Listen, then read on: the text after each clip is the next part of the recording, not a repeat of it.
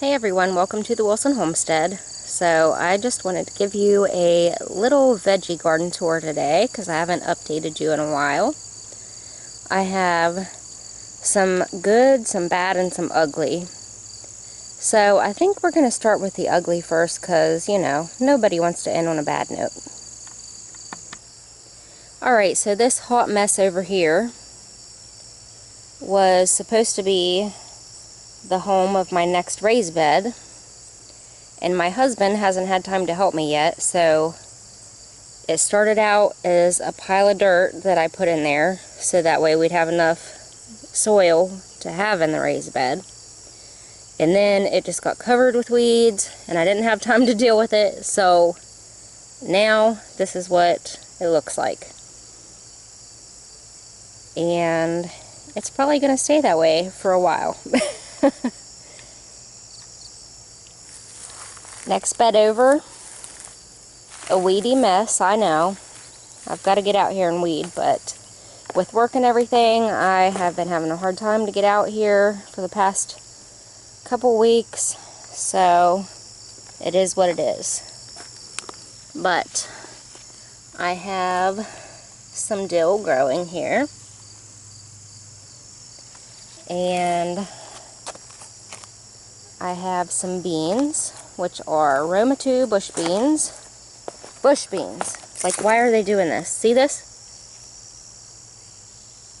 They're wanting to climb, but they're not going to have a place to climb because I thought they were bush beans.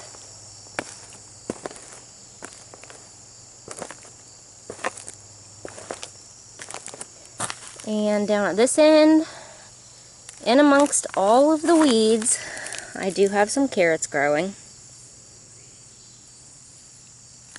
I planted these pretty late, so I really hope that they do something because, like, my family, we mostly eat carrots and green beans. Like, those are our two favorite vegetables, and I just really hope that I can get a good harvest of carrots this year. And I did want to share with you how I'm going to mulch, because these raised beds, like these more permanent structures, what I'm doing is I'm putting down cardboard, and then over this I am going to put a heavy layer of wood chips in the pathways. And since we only have half of the garden done, I'm only doing half of the garden in this permanent way. Now for the rest of the garden, what I did, I'm sorry, I've got garbage everywhere. Like, I shouldn't have done a tour today, but I was like, I'm doing it, I don't care. But anyway, what I did is I laid down newspaper and old hay. Like, this hay, we couldn't use for the horses. So, you know, it was old and it was getting moldy. So I was like, alright, that's going to be the mulch for my pathways. Now for some more ugly. I had a few tenderette beans planted here. And I have a little bunny getting in here somehow. And he's eating everything. And you can see he sheared off the carrots. These carrots were full and lush and beautiful, and he's been nibbling on them.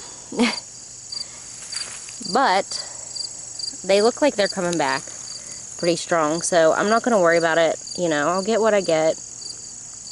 And, you know, even after I reinforced my fence this year, I thought, okay, I'm not going to have any problems, but the tiny little bunnies can still get in. So that is a problem. This row here is where I had my onions and my garlic, and I have planted jade bush beans, probably, I'm going to say about a week to a week and a half ago I planted these bush beans. And this is the third time I've planted these because the bunny really likes young bush bean leaves.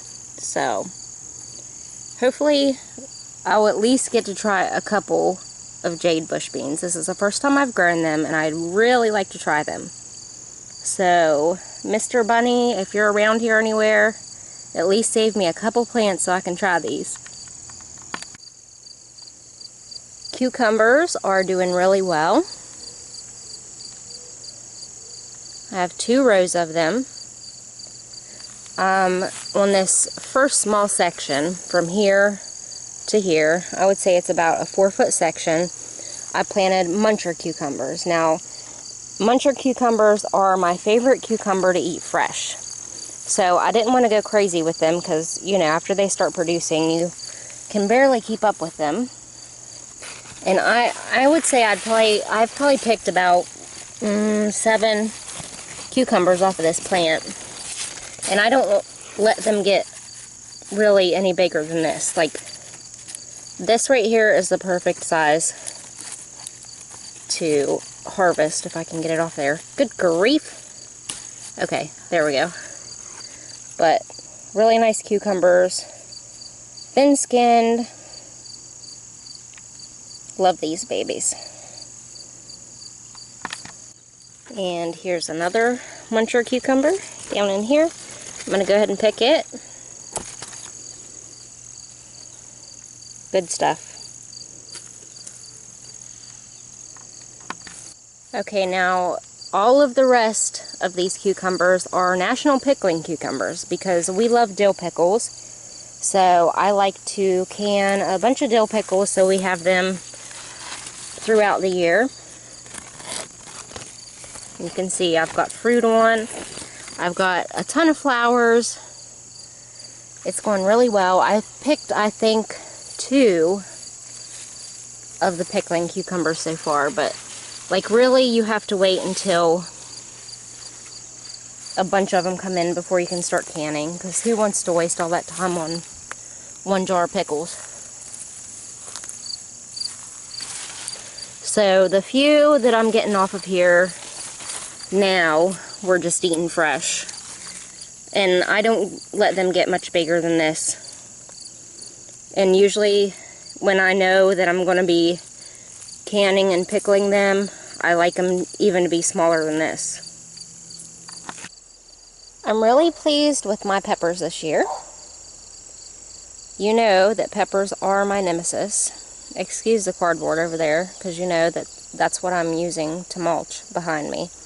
But anyway, I have 12 snacking peppers in this section. I planted 4 of each color, and we've gotten quite a few nice snacking peppers off of these. Let me see if I can find any more ripe ones. Here we go, some red ones.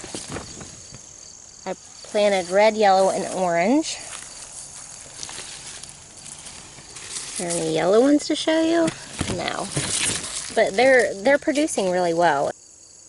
But I'm really proud of myself because, you know, I spent so many years not being able to grow peppers because I had a hard time germinating them. So, I mean, like, my secret weapon is the seedling heat mat that I got over the winter. And, like, it was a game changer. I can't believe that I have this many peppers. I've got some Marconi peppers in here. Really nice. I've never tried this variety before, but I want to wait for it to get all the way red. And this one has a little bit of rot at the end. I don't know if that's blossom end rot, but we had a really, really wet spring and early summer, so if it's blossom end rot, I'm sure that that's why, because the peppers that came on after that are doing really well, so I'm not going to worry about it.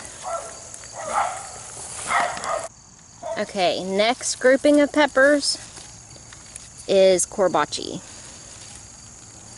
And, like, they're so funny. They get curly and weird, but they're really beautiful. Look at that. And I've got quite a few on here that I need to harvest. I'm probably going to give them a couple more days because I'll have to have time to do something with them. But look at this. Look in here.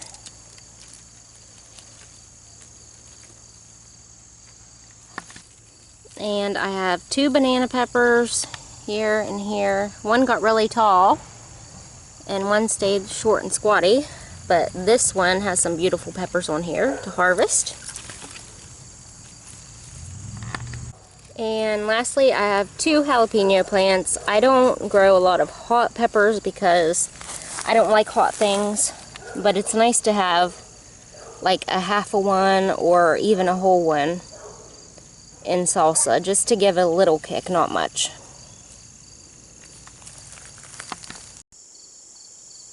Okay, now for bush bean corner, and everything is doing pretty darn good.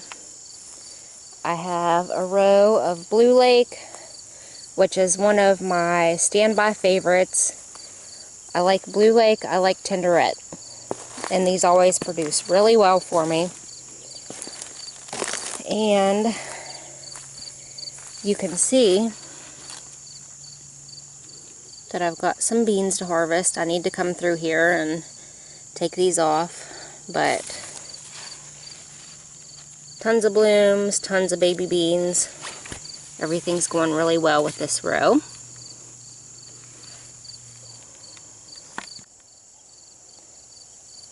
This row is golden butter wax beans, and this is the first time I have ever grown this variety.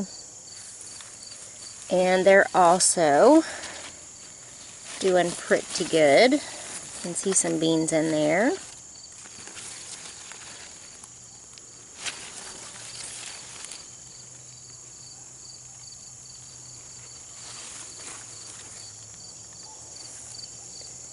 Next row, and excuse the lumber because we have one more raised bed to build over in that hot mess that I just showed you. But anyway, these, I am so excited about these beans. These are velour bush beans, and they are beautiful. Purple beans, purple blooms, purple stems. I love these. And it does appear that, you know, they don't get as bushy. So I could probably squeeze 3 rows in this space instead of 2. But I'm just going to have to see how they behave this year. But I am super happy about these. I just hope they taste as good as they look. This row is, well, this row is split in half. I've got top crop yellow in this section, and they're doing good. Beans everywhere. I'm going to have to do a harvest really soon. But I did have something really cool that happened in this row. I got a variegated plant. Isn't that gorgeous?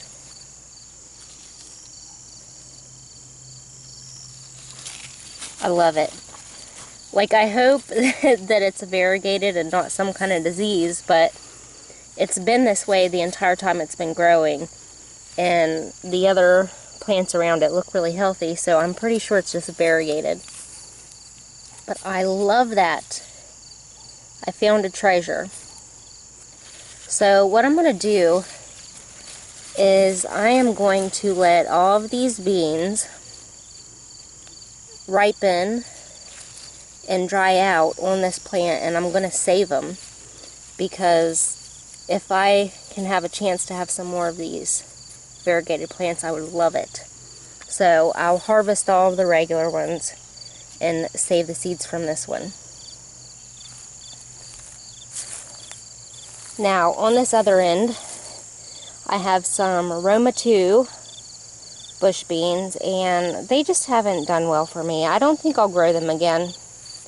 I have germination problems with them. I mean, maybe it was just a seed because I got them from a local place that sold seeds.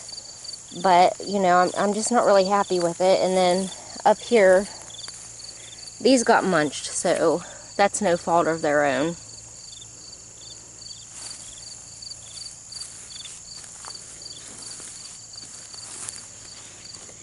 But they are producing. The ones that are left in here are producing, so. Oh, there's a big one. See, that one needs picked.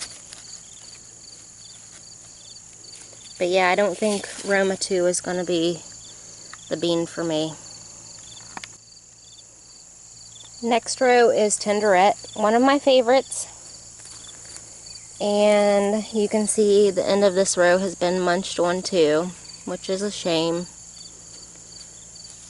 But I've had a bunny getting in, so that's what you have to deal with. But these are producing well. Little beans everywhere.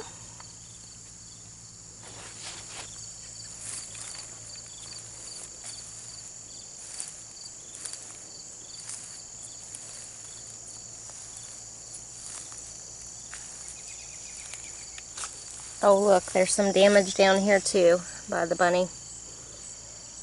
Oh my goodness. These critters are driving me crazy. But I don't kill them because I like to see them. I like to watch them, and they're really cute, so all I can do is just try to reinforce my fence and find ways to keep them out. And here's another bed that's a weedy mess that also has carrots in it. I swear I'm going to take care of this before too long, but for right now, I don't have time. So, it is what it is.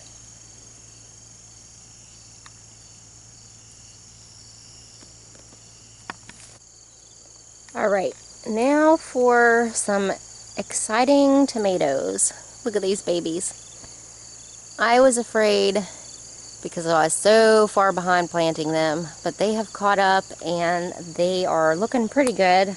I've got some disease problems. You'll see the leaves are looking a little terrible, but I've got a few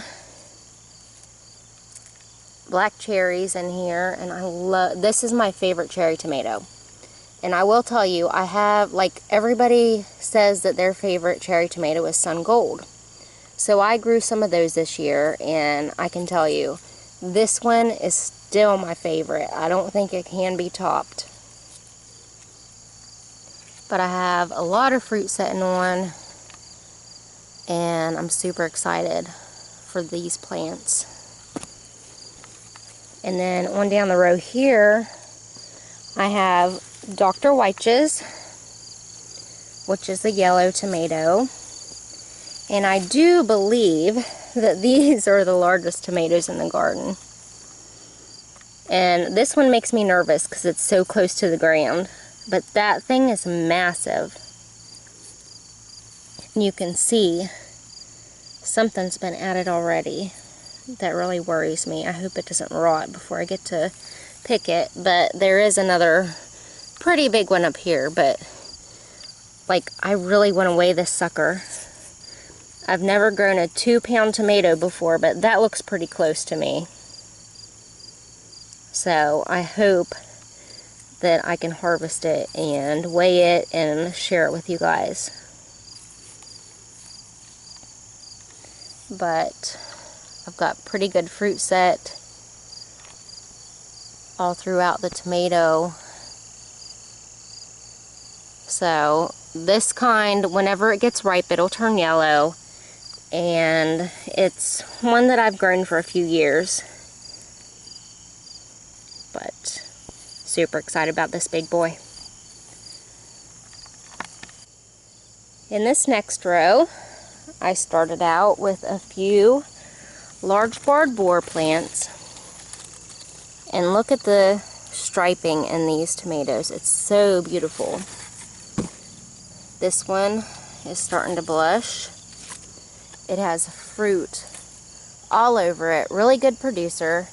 Now I have noticed that it is a little prone to disease, which a lot of my plants are getting disease right now, so I'm not gonna, like, I'm gonna wait and see how it produces before I don't grow it anymore. But right now, I think that it's probably top 3 in producing.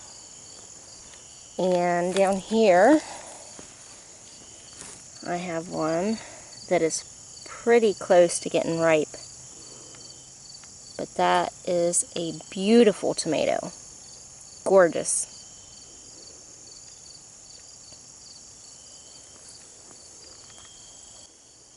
Next up, we have Great White. And they're not doing really well. They haven't really done well the whole time. You know, they kind of looked bad, and now they're getting sick, but they are producing some tomatoes. Not as many as the large barred boar, but we have some here. But I'm kind of excited about trying a white tomato. I've never tried one before. So I should be able to at least get a couple off of this plant. And look here. Oh gosh, I'm gonna have to pull that off there and throw it out. Ugh. And that's like the biggest one. Okay, now the last 3 in this row are carbon, and these were my favorite last year. They're a dark tomato. You know, I like my dark tomatoes, but I got some weird things going on with this one, but it's starting to blush. But the rest of them look pretty good. So I'm super excited about these. Again, some not so good leaves. I have been trimming them up as they get diseased and died, but you know, I can only do so much. But as long as they are setting fruit and not looking pathetic, I'm going to let them keep growing. Next row.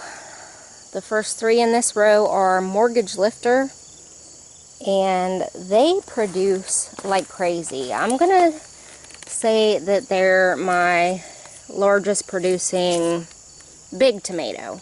Now, you know, like a lot of the cherry tomatoes go crazy. But for a large tomato, I mean, look at this. Look at these clusters. This is crazy. And this is a West Virginia heirloom. So that's why I grew this. Because I thought, wow, it'll probably do really good in my climate. But still,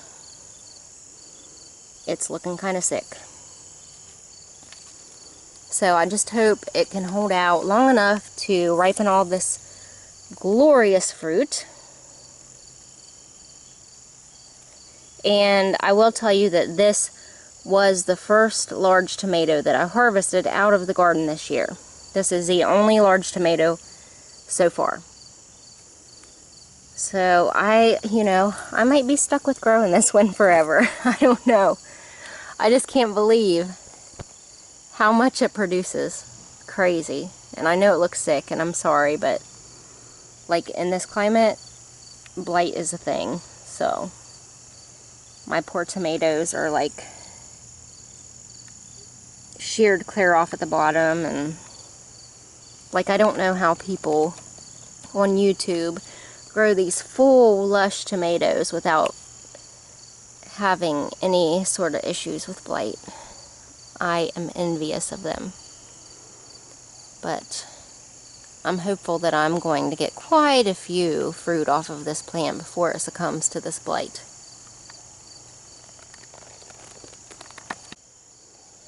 Next, I have Aunt Ruby's German Green, which are massive plants.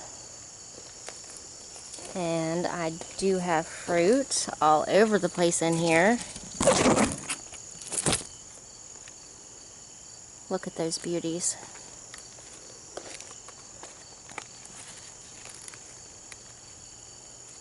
Super excited about these. I've never tried this variety before.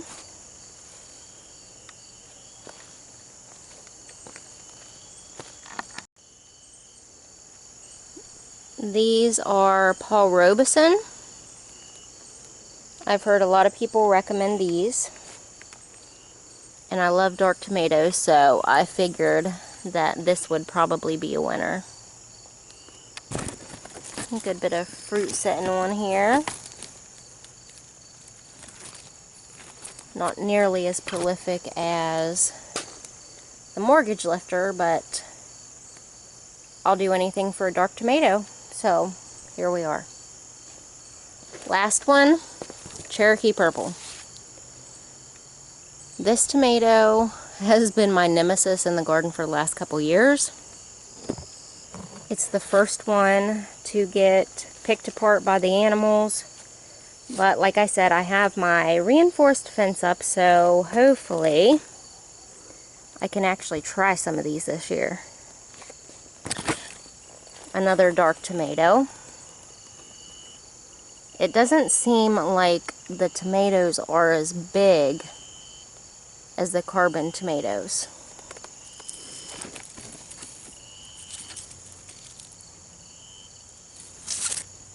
But it's doing pretty well. Again, a little disease and dying of the leaves, but pretty good so far. Oh, there's a bigger one up in here. Let me show you this. Look at that one. That's pretty good.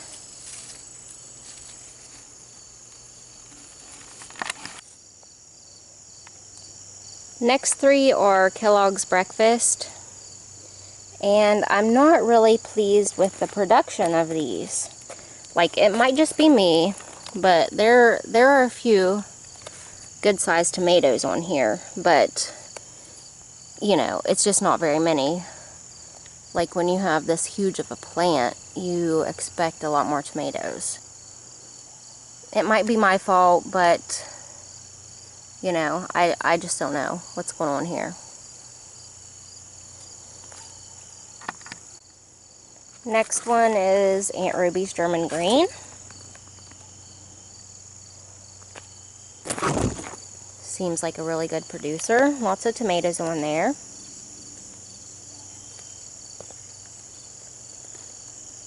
Next one is Mortgage Lifter.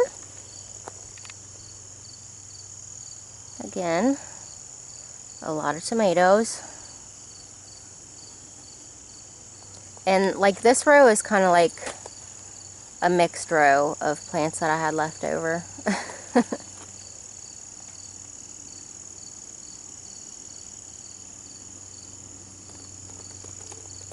And the next one is a question mark tomato because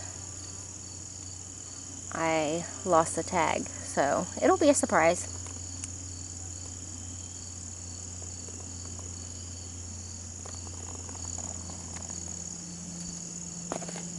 And down here is the cherry tomato jungle. I mean, this is like ridiculous. Look at this. Massive. Massive. Crazy. But there is a lot. Whoops, sorry about that leaf there. There is a lot of fruit in here. I have Sun Gold, which is a really good yellow cherry. You can see I have some getting ripe in there. I've picked a ton. Look at this long truss that I've picked already. And like I said, they are pretty good, but you just can't beat a black cherry, I'm telling you. And I have 3 Juliet tomatoes here on the end, and they are crazy. Like, the Sun Golds and the Juliets are like intermingled here on this end, and like you don't know where one begins and one ends, but I've got some ripe fruit. And these are kind of like a small Roma tomato. That's what the flavor reminds me of. They're a really good tomato. They're a hybrid, and they are disease resistant. And I can tell you, it's the same this year. These are the last ones to get sick, and they'll probably be the last ones standing by the end of the season. So I will always grow Juliet. The past week or so, I've been coming inside with a harvest like this every night, and I cannot complain. I am loving it. Alright guys, I'm going to wrap it up here. I hope you enjoyed it, and I hope to see you next time. here on the Wilson Homestead. Bye, guys.